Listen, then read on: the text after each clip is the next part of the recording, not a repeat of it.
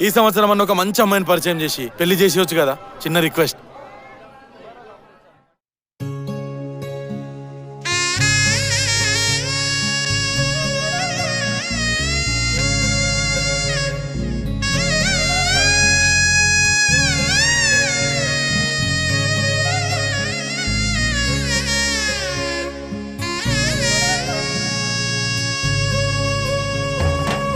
బాపుకే అందని బొమ్మ